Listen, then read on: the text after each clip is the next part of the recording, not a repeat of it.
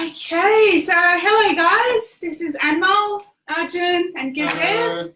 We're coming to you live from Paris and Baz, the home of Paris and Baz. We're at Norwest office, and for those of you that don't know about us, we are a boutique family-owned agency based in the Hills District of Sydney, and specialising in rentals, sales and finance. So we do all three things.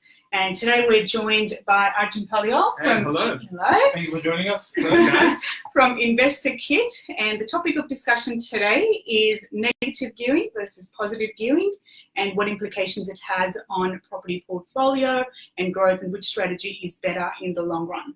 So without further ado, I'll pass it on. Start the first question. So basically, in a nutshell, what is positive gearing and negative gearing? So our audience can... Yeah. So the simplest way to put it is it's firstly a tax term, largely, right? When you're negative gearing, you're having more tax deductible expenses than tax deductible income.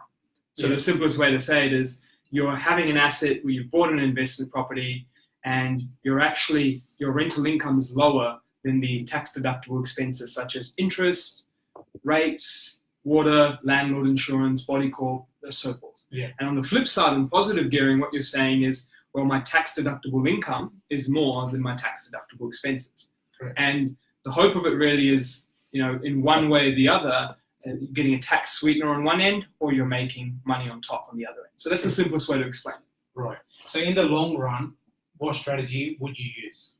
See, I think this is a really good question, because that's the question that comes up again and again and again.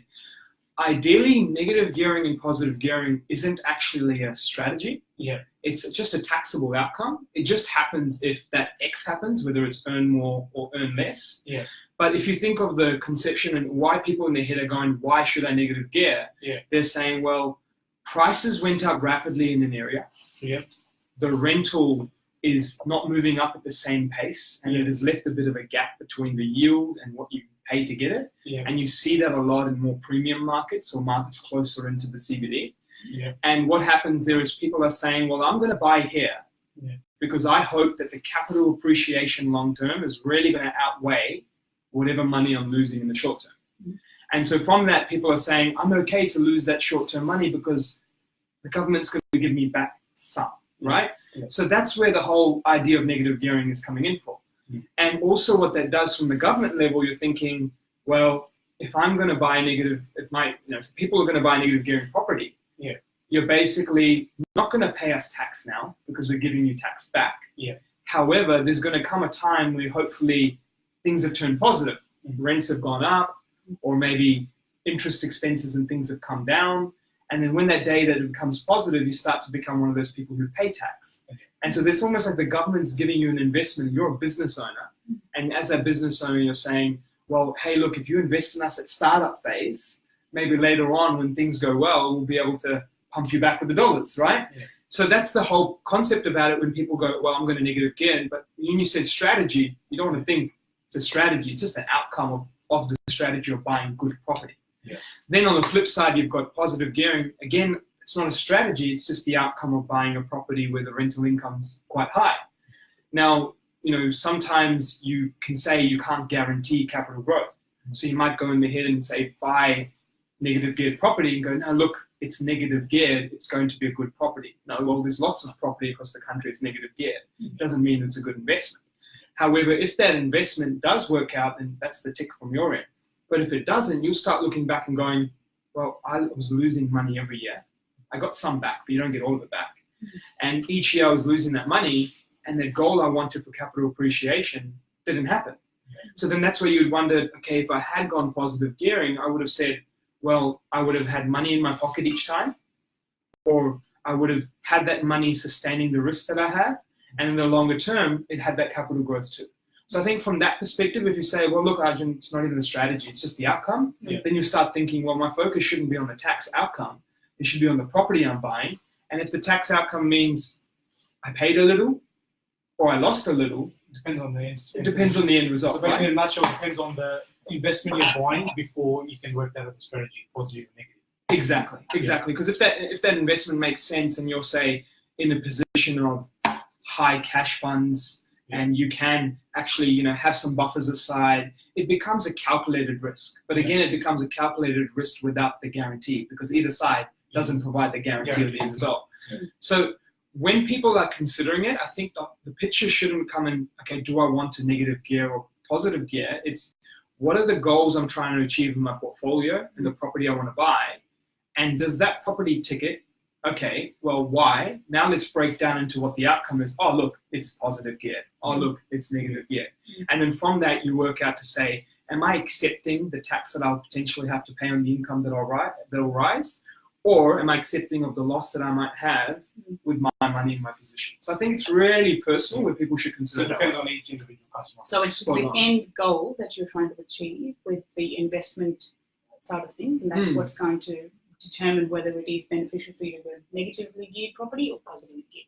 Exactly, and I think when you take that on, you look back to the yield, right? Because that yield, the rental yield, that really defines whether it's going to positive gear or not.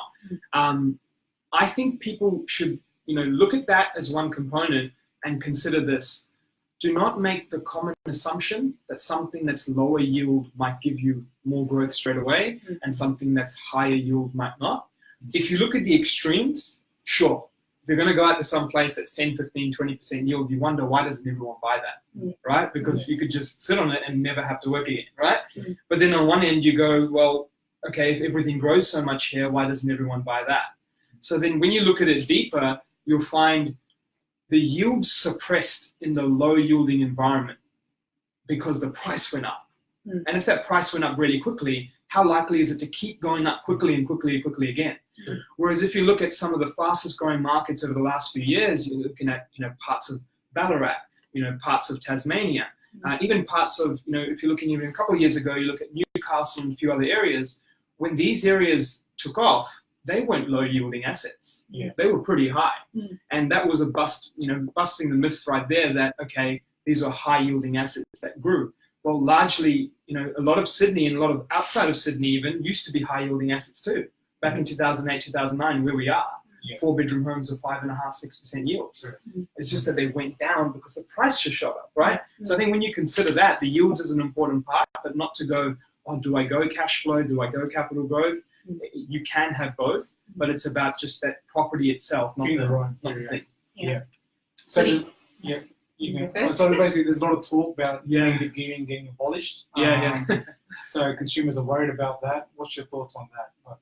Yeah, so I think if we go to the fundamental, there's tax changes happening, right? Or tax changes that could happen. There isn't property changes happening, right? If a family the day before a change like that happened said, okay, well, I really want to live in this area, this 3-bedroom home looks amazing.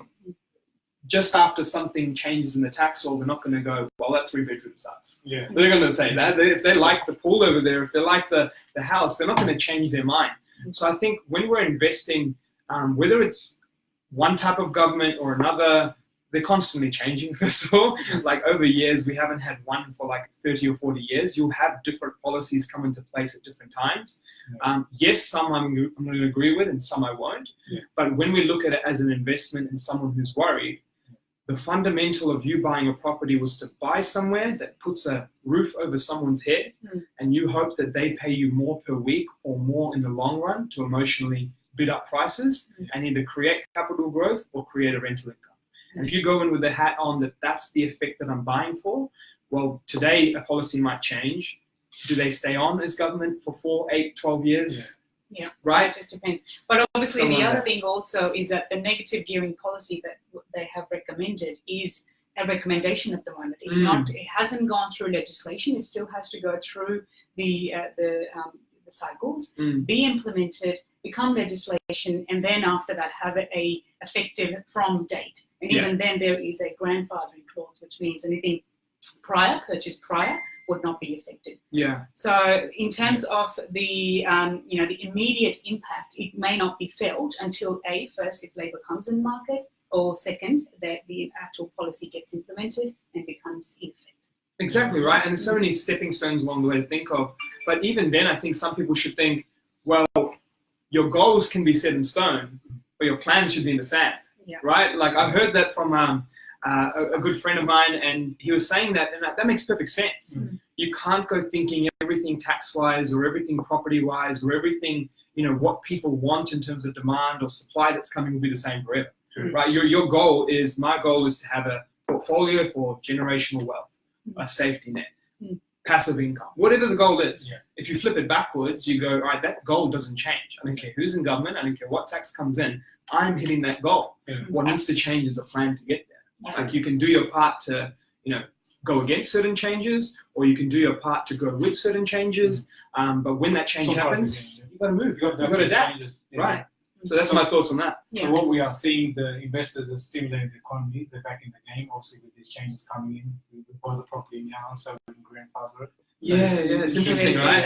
So we're seeing that a lot at the moment as well. There's a bit of like that, I don't want to miss out. Yeah, exactly. But at the same time, there's some people who are on the fence, like, I wonder what will happen. Yeah. So I think to those who are in either boat, remember, you're not here to chase a taxable impact. The tax will change in every year. There's a tax change. We look at the budgets. We look at every couple of years. There's a policy change somewhere, but they're just minuscule that might not affect us. This one's obviously on a broader scale and affects a lot of people. But every year there's something changing. So let's not hold on the fence because your goal is still there, and let's not rush to little things because things might not happen. Right. So that's my thoughts on that. That's very interesting. And then overall, from your experience, just give us a little bit of a blurb on what you specialize in, because the way that we've introduced you previously is that you focus on finding positive cash flow properties throughout Australia. So based on the fact that you are across the different markets in Australia, what is the current hotspot? What are you looking for when you are looking for properties for clients? Yeah, so I think there's a few areas that we're buying in at the moment. Now, if we talk about that, we're buying in parts of Brisbane, buying in parts of Adelaide, buying in parts of the regional Victoria market. We haven't started just yet. There's a couple of places actually in the Western Australia market where from an ROI on some development deals, there's a lot of great opportunity. And obviously there's other parts of Tasmania, outside of Hobart, that we're seeing some good activity in as well. So in terms of buying, what that really shows you is from a residential front, like, it's all over. And then for those who are looking at counter-cyclical buying, like some people are considering parts of Sydney and even parts of Melbourne. On a commercial front, that's another part to it as well. There are opportunities across the whole country, right? The income, the yields that people are looking at. So from that hotspot perspective, I think, there are so many key things that comes to your brief across these key areas. Like example, in Adelaide, you might be 15 minutes and below from a beach. You might be under 18 minutes from the CBD. You might have a 500 or 400 to 700 square meter land and you're priced between 450 to 600K. You're having yields in the 4% above. So I think that's another thing. When you think about, all right, my strategy around helping people with positive cash flow assets, it doesn't have to be 9% yields or 8% yields. You can still buy these really quality properties in certain areas where it might be 4.5. 4.7, but because of the lending that you've got on, because of the deposit that you put down, you are actually still positive or slightly neutral here from a tax perspective. So I think that's where I'm seeing a lot of activity across, Adelaide, Brisbane, regional Victoria. We had a lot of great buying recently over the last, year or so in Ballarat, which was tremendous for results. And that is another myth buster as well, where you can say, okay, I purchased an asset at 6%, 6.5%. Maybe the growth will come one day. Maybe it will grow. We had growth of 3% per quarter occurring in some of these places, as well as 12 to 16% in the last 12 months. So that just shows where you're not focused on the taxable outcome. If it's positive, it's positive. If it's negative, it's negative. But let's get back to the place of the property, what it does for your portfolio. And there's some people who are looking at, areas of parts of Sydney where they're saying, hey, people are scared to buy, people are scared to get in, I'm cashed up. I want to look at it, and with this extra cash, I'm able to unlock opportunities and negotiate and find the right spot where people just aren't. So there's so many things that you can consider. So there's plenty of opportunities out there, I think. The goals are in stone, the plans are in sand. The goal is still there. You got to achieve that. I mean, regardless of who's coming in government, who's not, what policy is coming in place. My goal didn't change, and I assume many people, if I ask them that question tomorrow, 6 months after May, their goals haven't changed. True. So you just got to adapt and find ways to achieve. Property is the best way to build wealth. Nice. It's done a lot for many people, right? Awesome. So, there you go. Hopefully that was quite informative for you guys, and come back in the future again. I think someone made mention about the audio, so we'll just have to do some checks and make sure the next time round it is perfect. So thank you for your feedback there. Do feel free to let us know if there's anything else that we can answer afterwards. Arjun will be here still with us. We'll be able to respond to your comments as you make them. And feel free to share. If you found this valuable, please do share to let other viewers know of what we've just discussed this segment. Cool. Anything Awesome. else to add? All good. I think we've covered a lot there, not to take in. There you Awesome. go. Hope you guys enjoyed the live, and thanks for having me as well, everyone. Thank No you. drama. See you guys. So Awesome. Thanks this for is a coming. segment that we have started this week. So this is our first guest speaker. We will be doing this on a regular basis, so you can expect to see more content. We have a quantity surveyor lined up from Tax that's going to be talking to us about depreciation schedules. We've got an accountant coming to us to talk about the budget and the implications with that, as well as from Smoke Alarms Australia talking about protection of the properties, your investment properties, and making sure that the compliance of smoke alarms is not in the hands of landlords. So we've got some interesting content coming up. Stay tuned.